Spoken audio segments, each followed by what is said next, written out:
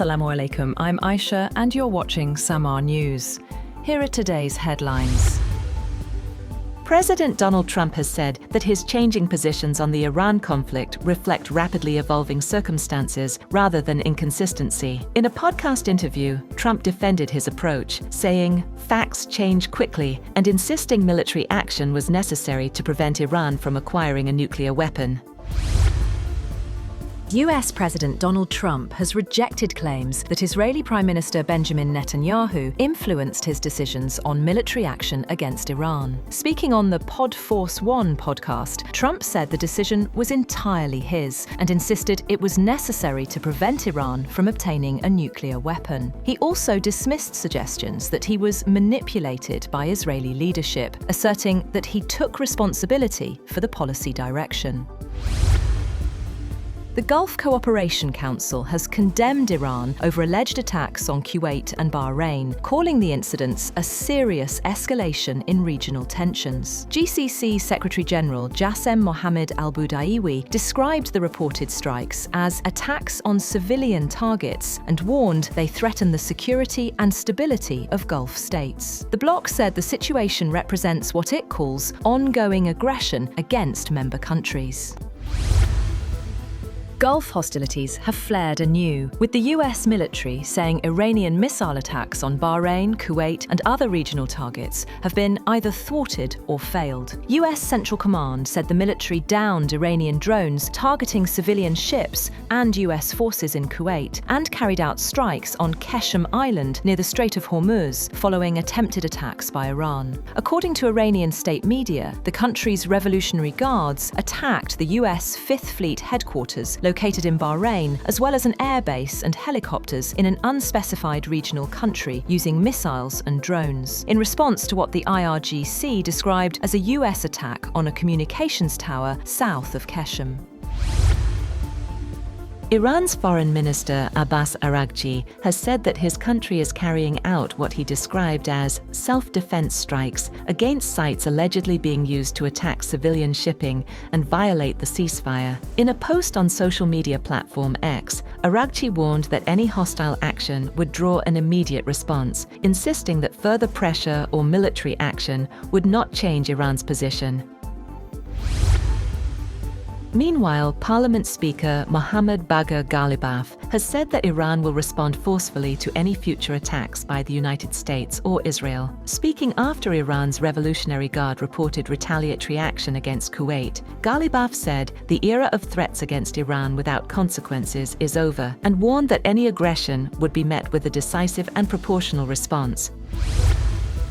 Moreover, the US military has fired a Hellfire missile at a tanker heading toward Iran as part of a blockade being imposed by President Donald Trump. The US military's Central Command posted a video showing the missile strike the tanker and said it targeted the Botswana-flagged ship's engine room, disabling it. The Central Command said in a statement that the ship's crew ignored repeated warnings, failing to comply with directions from US forces multiple times.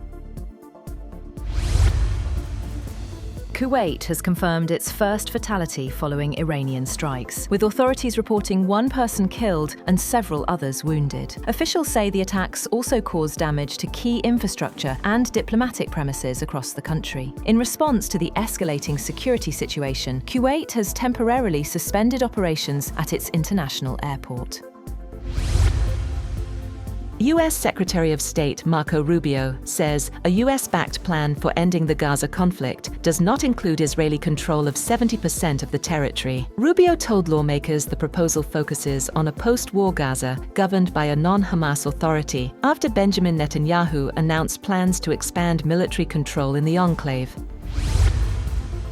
Separately, Secretary of State Marco Rubio has said that President Donald Trump will attend the upcoming NATO summit in Turkey this July. Speaking before lawmakers, Rubio reaffirmed US commitment to NATO, but said the alliance needs significant changes, describing the next summit as potentially the most important meeting in NATO's history.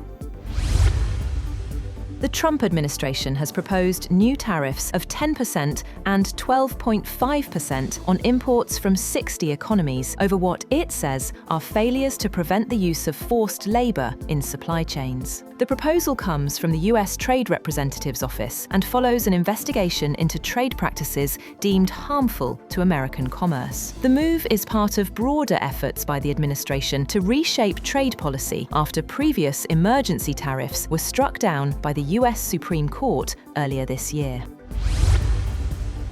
The United States also announced sanctions on Iran's biggest cryptocurrency exchange, accusing it of enabling the Iranian government and blacklisted state institutions to circumvent Western sanctions. Treasury Secretary Scott Bessent said in a statement that while Iran's economy is in freefall, the regime has chosen to co-opt digital asset technologies for its own corrupt agenda, including evading sanctions and transferring wealth out of the country. And the Organization for Economic Cooperation and Development has lowered its global growth outlook, forecasting the world economy to expand by 2.8% in 2026 before recovering slightly in 2027. The OECD says conflict in the Middle East is disrupting energy supplies, fueling inflation, and weighing on business activity, while warning that a prolonged crisis could push growth even lower. That's all for now. For more updates, visit www.samaa.tv. Thank you for watching Samaa News.